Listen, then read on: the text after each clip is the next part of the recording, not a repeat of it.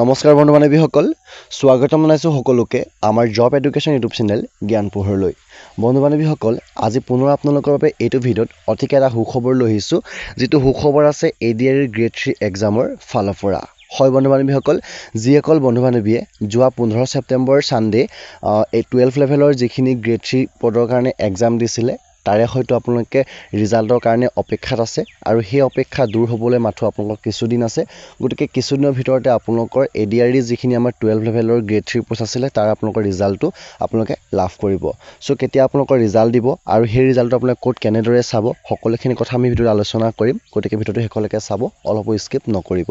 তাৰোপৰি ভিডিঅ'টো আপোনালোকৰ বন্ধু বান্ধৱীলৈ শ্বেয়াৰ কৰিব, যাতে সকলোৱে এই তথ্যটো আজি গম পায়। চ' ফ্ৰেণ্ডছ, আজি ভিডিঅ'টো পলম নকৰি ব'লক আজি ভিডিঅ'টো ইয়াতে আৰম্ভ কৰোঁ। আমাৰ CM ছাৰে কৈছে যে যোৱা 15 ছেপ্টেম্বৰত যিখিনি আমাৰ 12 লেভেলৰ গ্ৰেড 3 এক্সাম হৈ গ'ল, চ' সেই এক্সামখিনিৰ ৰিজাল্টটো আপোনালোকে 27 আৰু 28 তাৰিখে আপোনালোকে নিজে চাই ল'ব পাৰিব।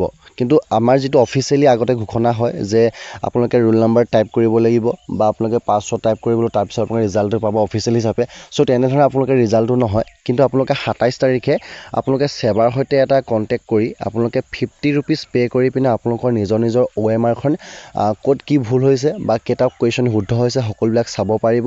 আৰু আপোনালোকে তেনেদৰে আপোনালোকে ৰিজাল্টটো নিশ্চয় পাব, কাৰণ আপোনালোকৰ OMRখনৰ প্ৰত্যেকটো নাম্বাৰৰ ভিতৰতে বা প্ৰত্যেকটো প্ৰশ্নৰ ভিতৰতে আপোনালোকে নিজৰ ৰিজাল্টটো চাই ল'ব পাৰিব। কিন্তু কাট অফৰ ওপৰলৈ আমি নাযাওঁ, কিন্তু আপোনালোকৰ পেপাৰখন কিমান কি শুদ্ধ হৈছে আপোনালোকে এইখিনি পাব আপুনি 27 ছেপ্টেম্বৰ তাৰিখে। আৰু 28 তাৰিখে আপোনালোকে যিখিনি আমাৰ এনচাৰ কি আছিলে, এনচাৰ কিখিনি সেবাৰ ফালৰ পৰা উপলব্ধ কৰিব। চ' এইখিনি বস্তু আপোনালোকে 50 টকা পে' কৰি পিনে আপোনালোকে লাভ কৰিব। চ' এই কথাখিনি আমাৰ CM ছাৰে তেওঁ ফেচবুক পেজৰ লাইভৰ যোগেদি জনাইছে। গতিকে আপোনালোকে পোনপ্ৰথমতে আপোনালোকে CM ছাৰৰ যিটো ভাষ্য আছে ফেচবুক পেজৰ ভাষ্য, সেইটো আপোনালোকে ভালদৰে শুনি ল'লে মানে আপোনালোকে সকলোবিলাক তথ্য বিতংভাৱে গম পাব। চ' পোনপ্ৰথমে আপোনালোকে CM ছাৰৰ যিটো ভাষ্য আছিলে সেইটো এবাৰ শুনি লওক। তৃতীয় বৰ্গৰ ADRE পৰীক্ষা সমাপ্ত হ'ল। এতিয়া মই এটা নতুন কথা ক'ব খুজিছোঁ। 27 তাৰিখে সেৱাক আপোনালোকে আবেদন কৰিব পাৰিব মাত্ৰ 50 টকা দি, যে আপোনালোকে যিখন OMR চিট লিখিছিলে সেই OMR চিটৰ এটা ফটোকপি আপোনালোকক লাগে বুলি। অৰ্থাৎ আপোনালোকে লিখি থৈ অহা OMR চিটখন 27 তাৰিখৰ পৰা সেৱাৰ কাৰ্যালয়ত আবেদন কৰি সেৱাই তাৰ ধুনীয়া বিজ্ঞাপন দিব কেনেকৈ কেনেকৈ আবেদন কৰিব লাগে। আপোনালোকে চেণ্টাৰত জমা দি থৈ অহা OMR চিটটো এইবাৰ আপোনালোকে 50 টকা জমা দি সেৱাৰ পৰা লৈ আহিব পাৰিব। ফটোকপিৰ খৰচ 50 টকা। ঘৰত লৈ আহি OMR চিটটো এইবাৰ আপোনালোকে পৰীক্ষা কৰিব পাৰিব যে মই শুদ্ধ উত্তৰ দি আহিলো নে নাই। শুদ্ধ উত্তৰটো কি? 28 তাৰিখে আমি এনচাৰ কিটো সেৱাৰ ৱেবছাইটত আমি প্ৰকাশ কৰিম।